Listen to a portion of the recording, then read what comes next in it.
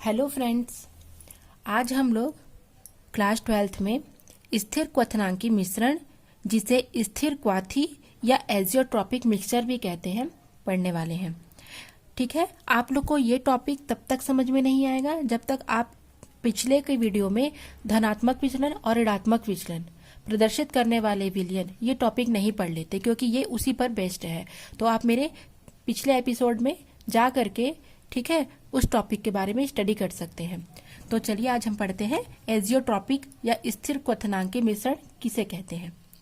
Azeotrope एक Greek शब्द है जिसका अर्थ होता है बिना परिवर्तन के उबालना।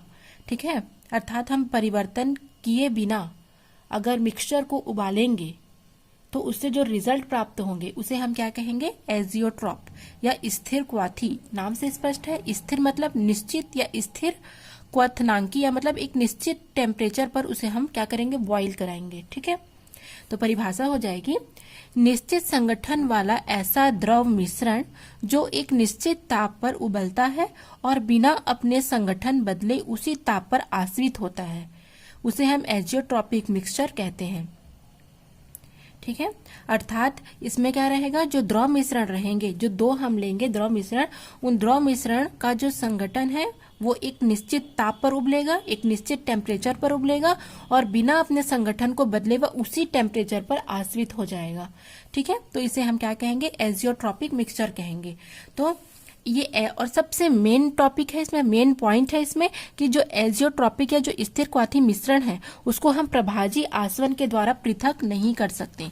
ठीक है, उसको हम प्रभाजी आसवन के द्वारा पृथक नहीं कर सकते। ये मेन मुद्दा है जो कि आगे हम पढ़ेंगे कि हम इसे प्रभाजी आसवन द्वारा पृथक क्यों नहीं कर सकते द्रव मिश्रण को।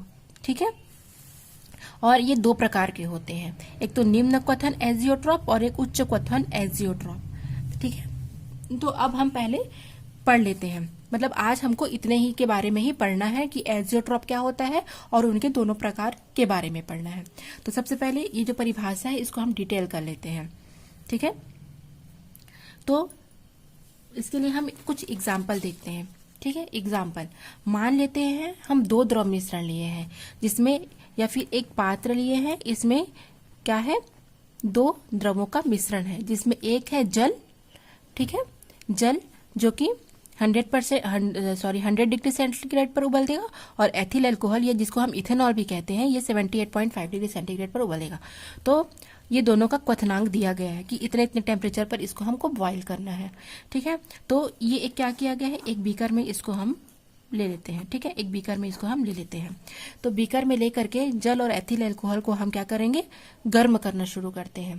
तो जब इसे हम गर्म करेंगे तो गर्म करने पर क्या होगा, जैसे जैसे वो उबलना स्टार्ट करेगा तो 78.5 डिग्री सेंटीग्रेड होगा, तो क्या होगा, एथिल अल्कोहल क्या करेगा, वाष्पित होना स्टार्ट करेगा। उसके पश्चात जब वो 100 डिग्री पर आएगा तब जल के अणु क्या होंगे, वाष्पित होंगे।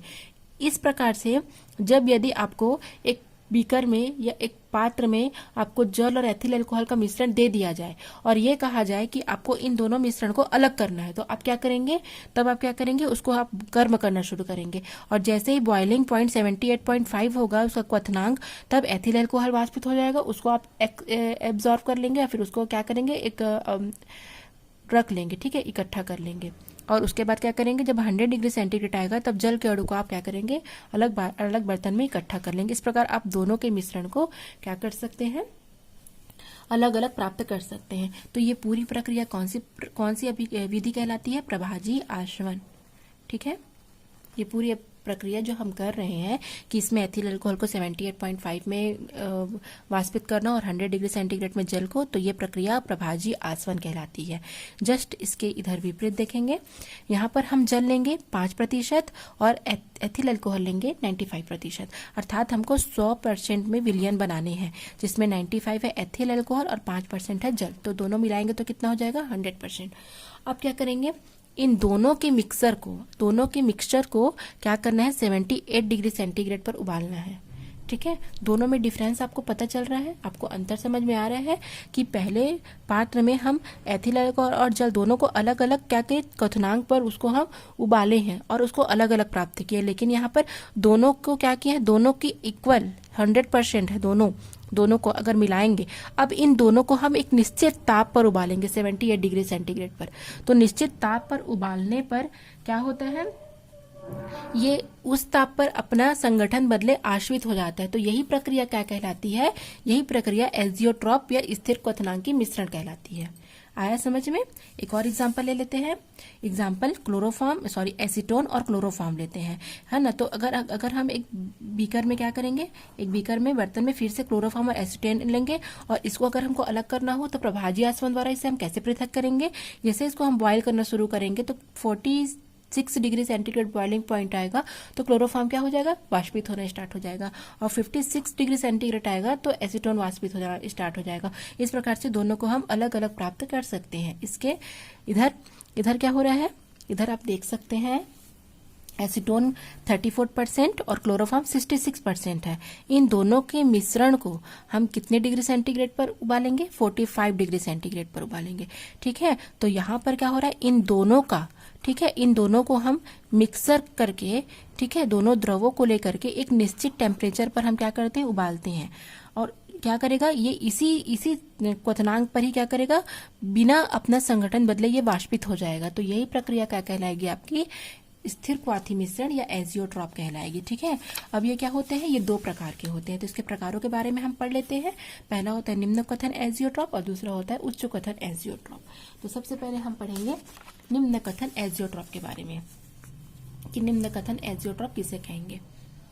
ठीक है, तो वे विलयन, यहाँ पर एसीटोन और कार्बन डाइसल्फाइड के एग्जाम्पल से इसको पूरा बताया गया है। तो वे विलयन जैसे एसीटोन और कार्बन डाइसल्फाइड जो राउल्ट के नियम से धनात्मक विचलन प्रदर्शित करते हैं, उनका वाष्पदाब उच्च होता है। अब हमने कल के एपिसोड में देखा था धनात्मक विचलन और ऋणात्मक विचलन किसे कहते हैं और उन दोनों में हमने अंतर भी पढ़ा है। तो धनात्मक विचलन में क्या होता है, जो विलय और विलायक का जो अंतर आणविक आकर्षण बल है वो विलयन की तुलना में अधिक होता है, जिसके कारण क्या होता है, विलय और विलायक का जो वाष्प दाब होता है वो कम होता है और विलयन का जो वाष्प दाब होता है आकर्षण कम होने के कारण उच्च होता है। तो ये धनात्मक विचलन पर क्या होता है, पूरी तरीके से बेस्ड होता है। तो धनात्मक विचलन प्रदर्शित करने वाले जितने भी, ठीक है, सॉल्यूशन होंगे वो सब निम्न कथन एजियोट्रॉप को प्रदर्शित करेंगे। ठीक है, और इनमें उनके वाष्प दाब क्या होंगे, उच्च होंगे।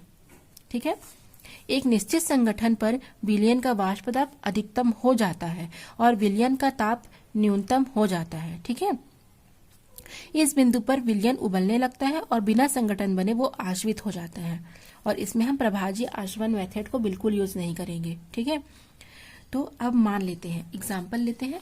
ठीक है, मान लेते हैं हम एसीटोन और क्या लेंगे, हम एसीटोन लेंगे और कार्बन डाइसल्फाइड लेंगे। ठीक है, तो एसीटोन कितना परसेंट लेंगे, 34% और कार्बन डाइसल्फाइड कितना लेंगे, 66%।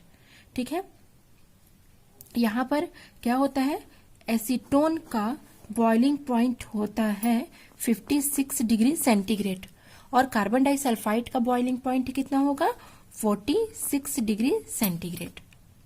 ठीक है, तो इन दोनों को एक निश्चित टेम्परेचर पर गर्म करेंगे। ठीक है, निश्चित टेम्परेचर पर गर्म करेंगे तो इसका जो वाष्प दाब होगा वो कितना प्राप्त होगा, यहाँ पर आप देख सकते हैं दोनों के वाष्प दाब से क्या होगा, कम होगा कि अधिक होगा, कम प्राप्त होगा। ठीक है, कितना प्राप्त होगा, 45 डिग्री सेंटीग्रेड प्राप्त होगा। ठीक है, 45 डिग्री सेंटीग्रेड यहाँ पर क्या होगा, प्राप्त होगा। तो यदि हम इसे एग्जाम्पल से समझें तो एग्जाम्पल के थ्रू अगर हम देखें तो क्या होगा। ठीक है, एग्जाम्पल में हम लेते हैं जल और एल्थिल अल्कोहल। तो हमने देखा था एग्जाम्पल में कि जल कितना लिया था, 100 degree centigrade, ethyl alcohol 78.5 degree centigrade. तो जब किसी भी मिश्रण के या किसी भी द्रव के वाष्प दाब को वायुमंडलीय दाब के बराबर करना है तब क्या करना पड़ेगा, उसको हमको 100 डिग्री सेंटीग्रेड पर क्या करना पड़ेगा, उबालना पड़ेगा। तो जब जल को हम 100 डिग्री सेंटीग्रेड पर उबालेंगे तो वो इसके वायुमंडलीय दाब के बराबर होगा।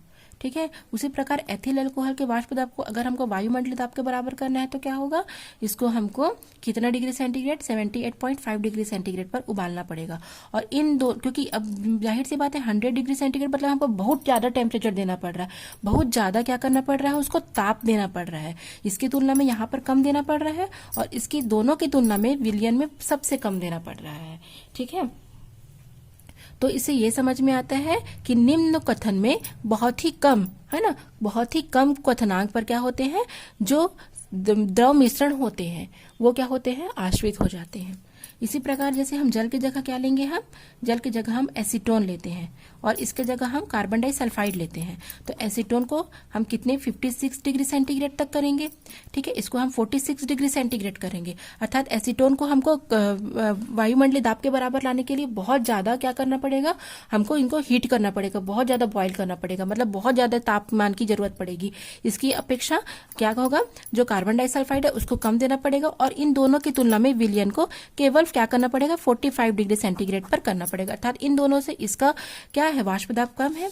ठीक है, दोनों का क्वथनांक बिंदु से, दोनों के क्वथनांक बिंदु से विलयन का क्वथनांक बिंदु क्या है, बहुत कम है।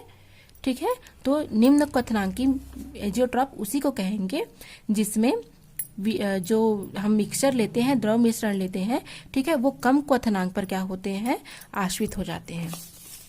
ठीक है, तो इसका यदि हम ग्राफ देखें तो ग्राफ कैसे प्राप्त होगा, यहाँ पर आप देख सकते हैं ये एसीटोन का 56 डिग्री सेंटीग्रेड और इसका कितना होता है 46, तो एजियोट्रॉप का क्वथनांक कितना प्राप्त हुआ, 45 डिग्री सेंटीग्रेड। अर्थात एसीटोन और कार्बन डाइऑक्साइड से बने विलयन क्वथनांक 33 डिग्री सेंटीग्रेड होता है और एसीटोन का कितना होता है 46 और 56। इसी प्रकार हम देखेंगे उच्च क्वथनांक एजियोट्रॉप। जो विलयन राउल्ट नियम से ऋणात्मक विचलन प्रदर्शित करते हैं उनका वाष्प दाब, ठीक है, अपेक्षा से कम होता है। किनकी अपेक्षा से कम होता है, विलय और विलायक की। और किसी निश्चित संगठन पर विलयन का वाष्प दाब न्यूनतम हो जाता है किंतु इसका तापमान क्या होता है, उच्चतम रहता है। इस ताप पर पूरा द्रव बिना संगठन बदले उबलने लगता है और इस मिश्रण या एजियोट्रॉप का क्वथनांक अपने किसी भी घटक के क्वथनांक की अपेक्षा उच्च होता है। क्योंकि यहाँ पर जो विलयन बन रहा है इसका वाष्प दाब क्या होगा, कम होगा, किसकी तुलना में, विलय और विलायक की तुलना में। ठीक है, तो ऋणात्मक विचलन प्रदर्शित करने वाले जितने भी मिश्रण या विलयन होते हैं वो उच्च क्वथनांक एजियोट्रॉप प्रदर्शित करते हैं।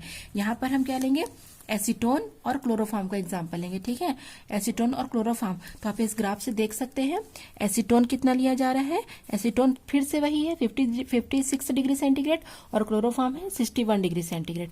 तो क्या होगा, उच्च क्वथनांक में इन दोनों के टेम्परेचर से इसका टेम्परेचर हाई हो गया, एजियोट्रॉप का कितना होगा 65 डिग्री सेंटीग्रेड। अर्थात जब इसको हम बॉयल करेंगे तो बॉयल करने के लिए हमको बहुत अधिक तापमान की आवश्यकता होगी। अर्थात इसमें क्या होगा, क्वथनांक बहुत उच्च होगा। ठीक है, क्योंकि एसीटोन को अगर हमको वायुमंडलीय दाब के बराबर रखना है तो उसको हमको कम टेम्परेचर देना पड़ेगा, सबसे कम, थोड़े से में ही वो बॉयल हो जाएगा, अर्थात क्वथनांक कम है। उसी प्रकार अगर हमको क्लोरोफॉर्म को वायुमंडलीय दाब के बराबर लाना है तो इसको हमको क्या करना पड़ेगा, इसको हमको इसकी अपेक्षा, एसीटोन की अपेक्षा थोड़ी अधिक क्वथनांक देना पड़ेगा, थोड़ा अधिक टेम्परेचर देना पड़ेगा जिसके इसके वाष्प दाब वायुमंडलीय दाब के बराबर हो जाए। किंतु अगर हमको एजियोट्रॉप, इन दोनों के जो मिक्सचर है उससे जो विलयन बनता है उसको अगर हमको करें तो हमको 65 डिग्री सेंटीग्रेड देना पड़ेगा, जो कि इन दोनों की तुलना में बहुत अधिक है। ठीक है, अर्थात इसको बहुत अधिक हाई टेम्परेचर की, अर्थात उच्च क्वथनांक की आवश्यकता होगी। ठीक है, यहाँ एसीटोन और क्लोरोफॉर्म दोनों के क्वथनांक से विलयन का जो क्वथनांक है वो बहुत ज्यादा अधिक है, तो इस कारण इसे हम उच्च क्वथन एजियोट्रॉप कहेंगे। क्या कहेंगे इसे हम, उच्च क्वथन एजियोट्रॉप। और ये ऋणात्मक विचलन प्रदर्शित करने वाले, ठीक है, जितने भी विलयन होते हैं उस पर क्या होता है, ये बेस्ड होता है। तो आपका ये दोनों क्लियर हो गया, दोनों टॉपिक की निम्न क्वथन और उच्च क्वथन। ठीक है, तो आज का हमारा ये लेक्चर यहीं खत्म होता है। आप इसे प्रिपेयर करके नोट्स तैयार कर लीजिए। Thank you.